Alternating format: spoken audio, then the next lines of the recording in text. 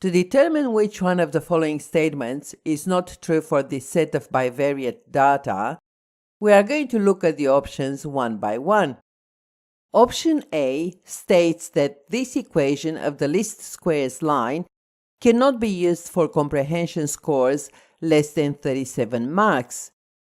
Let's substitute a smaller value than 37, let's say 36, for comprehension into the equation of the least squares line. So the equation becomes 36 equals 0.27 times spelling plus 36.9. We subtract 36.9 from both sides of the equation and we obtain negative 0.9 equals 0.27 times spelling. If we divide this equation by 0.27, we end up with a spelling score less than 0. So for values less than 37 marks in the comprehension test, the formula gives negative values for the spelling test, which means that option A is true.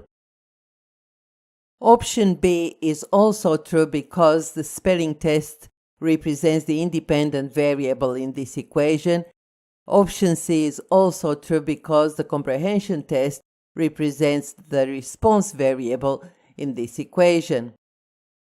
For option D, let's calculate the coefficient of determination, which is r squared, and that gives us 0.6241 or 62.41%.